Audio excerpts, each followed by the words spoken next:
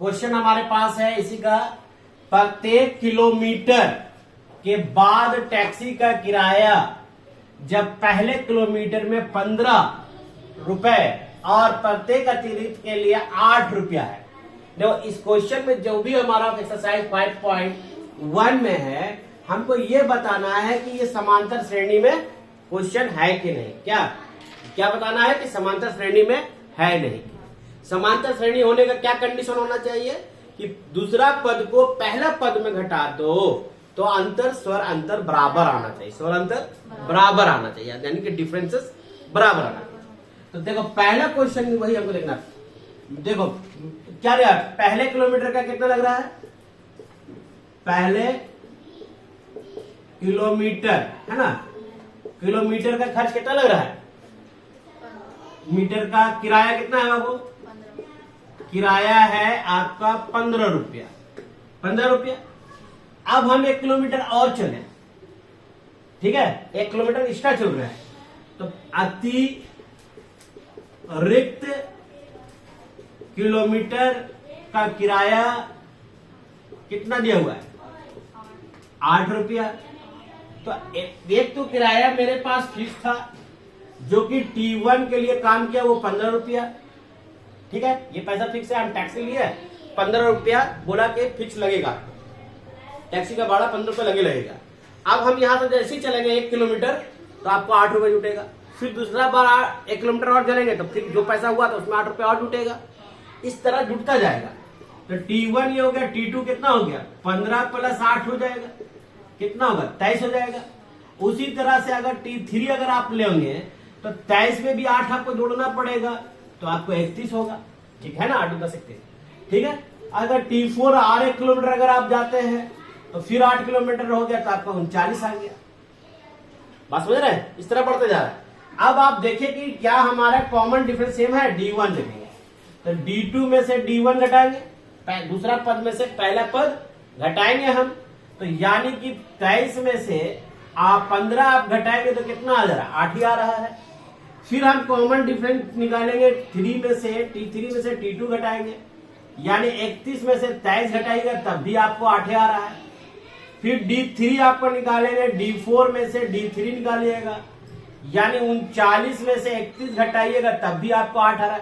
तो ये दोनों तो हमारा 8 ही चला रहा है, तो यानी कि यह जो क्वेश्चन जो है वो किसमें है, AP में। बात समझ में आ गई समांतर श्रेणी में।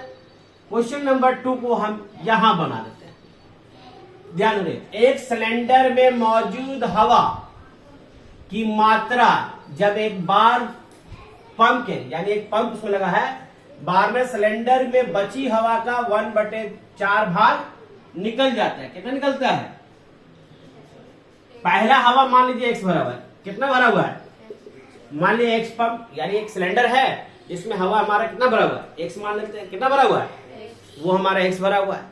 अब उस X में हमको कह रहा है जब दूसरा टर्म जो होगा, दूसरा टर्म जो होगा, पहला जो हवा था उसका 1/4 निकल जाता है, निकल जा रहा है। आप इसको सॉल्व कीजिएगा तो 4 एकम 4, 4 में से 1 घट गया, कितना हो गया, 3x/4 हो जाएगा। बात समझ आ रहा है। फिर अगर आप T3 निकालिएगा तो अगर ये जो बचा हुआ हवा है ये 3x/4, उसका 1/4 भी निकल जा रहा है, 3x/4 निकल जा रहा है, ये बार बार इस तरह से निकल जाएगा।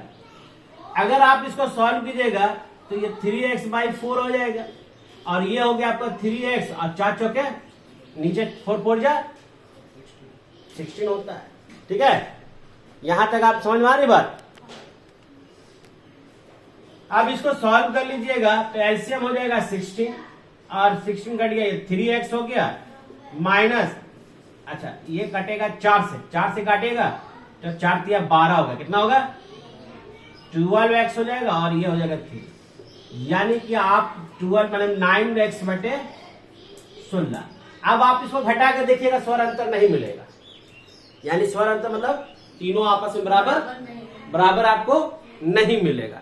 तो इस कंडीशन में क्या होगा, स्वर अंतर बराबर नहीं मिलेगा। अब इसका हम देखते हैं, ठीक है। क्वेश्चन नंबर छोटा सा है इसलिए हम यही पर हम बना देंगे तो आपका चल जाएगा।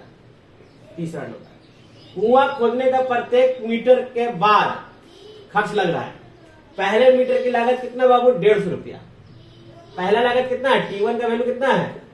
150 रुपया खर्चा गिर रहा है। अब हमको फिर 50 रुपया और लगेगा दूसरा में। 150 में 50 जोड़ दोगे कितना आएगा? 200 आएगा। 200। अब T3 अगर हम लेते हैं तो 200 में 50 जोड़ दोगे कितना आएगा? 250। आ रहा है कि नहीं आ रहा है? बोलिए। अब आप स्वर अंतर घटा के भी देखिएगा तो 50 रुपया आएगा।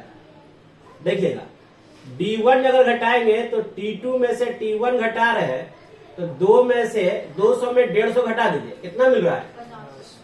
और D2 अगर निकाल देते हैं D3 में से D2 तो 250 में 200 घटा रहे हैं तो कितना मिल रहा है? 50 मिल रहा है। तो इसका मतलब ये AP में है, ये भी आपका AP में था और ये AP नॉट AP में। आप घटा के देख लीजिए, नहीं आएगा। ठीक है, कोई डाउट है? चलिए, इसी तरह से आपको ये 5.1 में और भी क्वेश्चन है ना। एक तो क्या और क्वेश्चन है?